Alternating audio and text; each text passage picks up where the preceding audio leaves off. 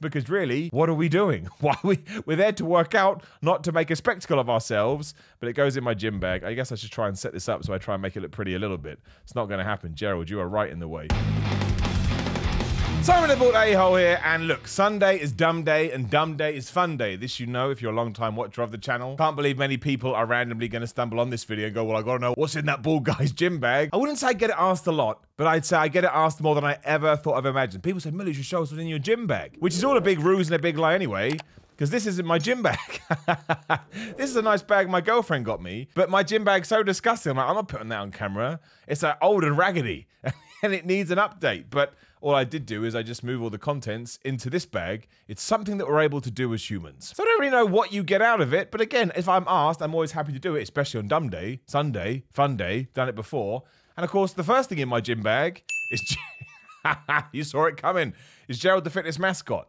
You can't go to the gym unless somebody is there motivating you and telling you what to do, and he's my trainer. And that's what he does. He comes to the gym with me. And of course, actually, on that note, there's nothing wrong with sort of texting. If you do have a PT, you should text them and stuff. You should bug them. That's their whole job, so you should do that. So Gerald the fitness mascot is the first thing in my gym. Other things that we have in there is, that is my pre-workout. Now, I don't take pre-workout like most people take pre-workout. I don't like the caffeine. I don't like the stims. It just doesn't sit well with me. Nobody knows why. It's just something I do. So I basically create my own one. So in there, I've got a creatine blend. I use the one by Ghost. I think it's called Size. I just quite like the taste, if I'm completely honest. And I also have L-tyrosine, which you can just buy from any kind of a shop. It's basically in all pre-workouts anyway, and that just gives you energy and a bunch of other stuff, so I put it in there too. And I have some glutamine too. Again, glutamine is just good for muscle recovery. You should probably have it in other meals, but I put in that one again because it's got a nice taste, and I want this to taste as nice as humanly possible, so that's what I do. And there's some amino acids in there today, not that there needs to be. I just basically had a little bit left in a pot, so I put some in there. So I got some EAA, some essential amino acids. I think we talked about them before. And we also have my intra workout, which is, oh man, it's gone all wet. I didn't clean the shaker, but that's gonna ruin it. That's gonna screw it up. My intra workout is just nice and simple. Again, I don't usually have the amino acids in the other one, but usually I just put some amino acids in there and I put some high glycemic carbs. That's it. There's a bunch of them on the market. The one I use is Raging Fuel by Anabolic Designs, but there's an absolute ton of them. Do you need it? Absolutely not. Is it a good way to fuel your workout? Yes. But it's just going to give you a little bit of a push. I think most of them have around about 120 calories per scoop. I only put one scoop in there. And again, it just means that, you know, if you're not trying to get super shredded or anything like that, or even if you are, you could work your calories in. It's a good way to stay motivated. It's a good way to get energy throughout the gym. I'm assuming most people get that from their pre-workout. But because I don't get the stim, blah, blah, I put it in there instead, even though I know it's a different compound, etc., etc. Now, given the YouTube journey, I have a gimbal. What's it called? This is the DJI... Is it Osmo 3? There it is. The Osmo Mobile 3. DJI Mimo is the app. So yeah, I bring my gimbal just in case I want to record myself working out. We talked about this before. Hate it. Makes me feel about this big. Don't know why. I just feel so self-conscious filming myself in the gym. I guess because really, what are we doing? We're there to work out, not to make a spectacle of ourselves, but it goes in my gym bag. I guess I should try and set this up so I try and make it look pretty a little bit. It's not going to happen. Gerald, you are right in the way. So I have that. And of course, the most important thing, headphones. And I don't wear these headphones, but it's the only ones that I could find I wanted to put in this bag. I wear over ear headphones, whatever they're called, just because I find they're better on your ears. But headphones, in many ways, I would rather forget my gimbal, I'd rather forget my shakes than forget my headphones. There is nothing worse than a headphoneless workout session. Are you even training if you don't have music bleeding into your ears and causing you to have serious hearing problems in a few years' time? That's the case. Other than that, I mean, am I going to be able to find both of them? I am. I have wrist straps. I know, not a real lifter because I have wrist straps, but I do. These are Max Grip. I don't even know who makes them. They're Elite Bodyguard. Elite Bodyguard. No, Elite Body Squad. I'm so cool. But they're just wrist straps. They are, well, technically I should say they're my backups because I'm going to say that they're good for deadlifts and pull exercises. But what I actually use, if I can now file them, and these are the best ones. They are far more expensive, so go with those if you can't afford them. VersaGrip Pros. The best both grip and sort of wrist strap I've ever used in my life. They are tremendously good. First time I used them, I couldn't believe how strong they were. They are really expensive. It was a treat to myself when one particular YouTube video did well. That's how I celebrated. But you will see a lot of videos and a lot of guys saying, these are the best, these are the best. They are absolutely the best. I mean, I'd say they're probably still a little bit overpriced, all things considered. But when you break it right down, like you can get those Elite Guard ones for like, you know, 8, 10 quid. And I think the VersaGrips are like 50 quid or something. So it's a huge difference.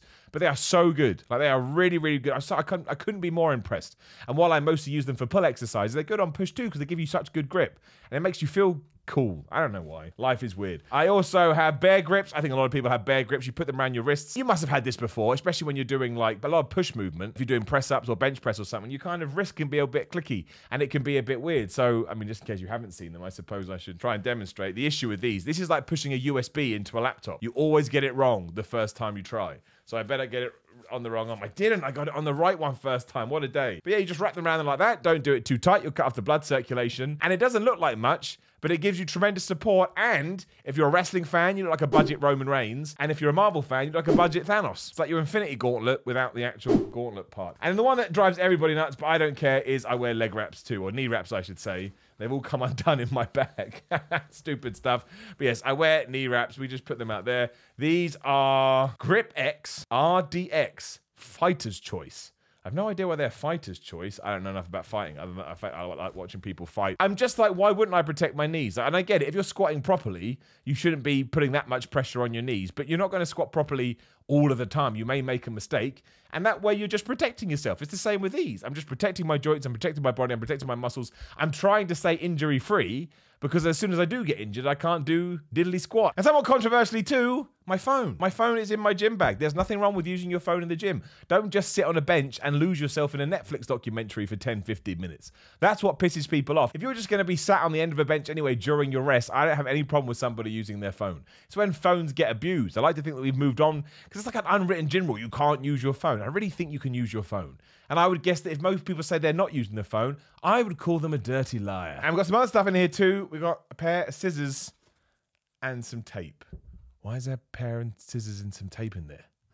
There's no one over there. I think they just fell into my bag. Genuinely didn't know they were in there. But there you go. That's what's in my gym bag. I'm trying to think if there's anything else that occasionally I would put in there. I do have some weightlifting shoes. Bought as a present for me. They're okay, but I didn't really think they added massive benefit. I do have a weightlifting belt, but again, I haven't worn it in a while. What I should have put in there, which is actually in a different bag, is I do have, like, I don't know what you call it really, a belt that you can put weights on for doing weighted dips and weighted pull-ups. So essentially, I'll make sure there's a picture on the screen, but you just tie it around you. It's got some metal on the end, and you put that around a plate. And it just means you can add, yeah, you're just doing more than your body weight, which is a great way to get better at doing those exercises. But also, don't worry if you just want to do your body weight, that's fine as well. At the end of the day, all you need is yourself and some good, hard, old-fashioned intensity when you go to the gym. It doesn't even matter what's in your bag. Again, that's not even my bag. It's a real nice bag, though. It's like a bowling bag. It smells so good because it's brand new. But yeah, as long as you go to the gym and you're smashing it, you don't need any of it. You just need to be safe, you need to be careful, and you need to push your ass.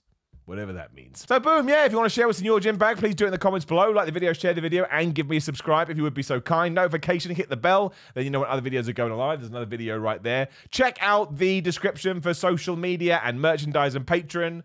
But otherwise, have yourself a good Sunday. It's Monday tomorrow, which is not a dumb day, which is not a fun day, which is quite upsetting, but we'll be back here soon enough. You take care.